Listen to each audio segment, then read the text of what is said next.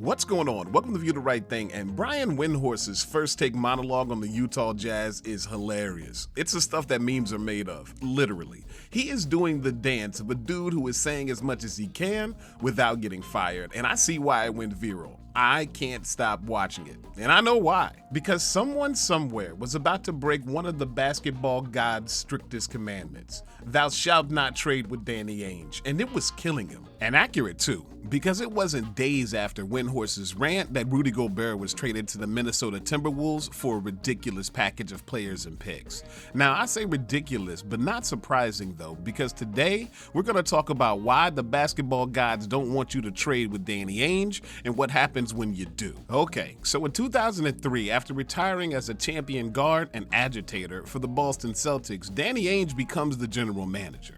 At first, things were bad, but they came to a head in the 06-07 season, which was one of the worst in franchise history. Now, no one knows what Danny Ainge did exactly to appease the basketball gods in 07, but whatever it was, it worked, because it was clear from that day on that no one should trade with the guy, ever. The next year, Danny pulled off a blockbuster deal for Hall of Famers Kevin Garnett and Ray Allen, and those two, along with Paul Pierce and Rajon Rondo, completed one of the greatest single-season turnarounds in sports history when they won the title that very same season. After that, the Celtics would continue to battle with LeBron James's Heatles for supremacy in the East, but by the summer of 2013, it was clear that Pierce and Garnett were well past their primes. While many GMs would allow their superstars to victory lap their way into retirement in that spot, not Ainge. Trader Dan's is always open, and in 2017, he got on the horn with the Brooklyn Nets and magicked his superstars into an embarrassment of riches that ultimately became Jason Tatum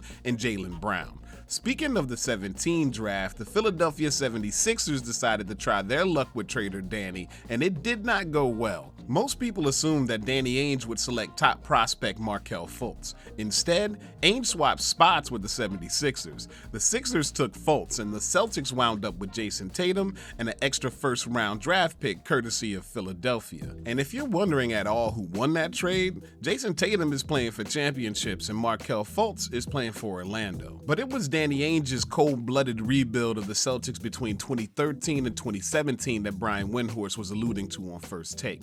Back in 2013, after he stripped the team dry, Ainge gave a young coach, Brad Stevens, a long-term contract. Although most thought it would be years before the Celtics could contend for a chip, including Danny Ainge. But at the trade deadline in 2015, the Phoenix Suns broke the rule. Boston acquired an undersized point guard named Isaiah Thomas, and it almost went too well. In just 2.5 seasons in Boston, dude became a Boston folk hero. He took a rebuilding team to 3 consecutive playoffs, including a trip to the Eastern Conference Finals. And his reward? Well, remember when I said that Danny Ainge was cold-blooded? After playing his way through injury and personal loss, and despite near universal love for Thomas in the city, Ainge packaged Isaiah with Jay Crowder and a pick that became Colin Sexton to Cleveland for Kyrie Irving that same summer. A move that many in and around the league still remember to this day. And if when I mentioned Jay Crowder, you were like, there's a reason. Ainge's trading at this point was so pathological that I didn't have time to tell you that he traded Rajon Rondo to bring in Jay Crowder. But the Kyrie trade was also the beginning of the end for Ainge's run with the Celtics. Although that can be chalked up to bad luck as much as anything. Injuries to Gordon Hayward and Kyrie, coupled with chemistry issues with Kyrie and the young trio of Tatum, Brown, and Smart, played a role too. But ironically, it was the trades that trader Danny didn't make that ultimately put him on a plane to Utah. After passing on perennial all-star Paul George in favor of the often injured Gordon Hayward, Ainge was primed to land Kawhi Leonard in 2018. But ultimately, Danny refused to add Jaylen Brown in the deal. He had questions about Leonard's health and his desire to play, and to be fair, so did the rest of the general managers in the league. But Masai Ujiri apparently had fewer than his peers because Toronto Raptors snagged Kawhi and the championship that year. For the first time ever, Danny Ainge had just been Danny Ainge.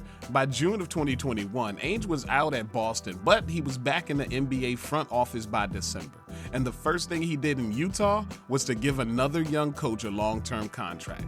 Danny Ainge had been gone for just long enough for people to forget one thing, that you should never, ever trade with Danny Ainge. And judging by history, it won't be long until he uses another horde of draft picks to remind the NBA exactly why. Thanks for watching Review the Right Thing. If you're digging the vibe, hit the subscribe to join the tribe. Peace.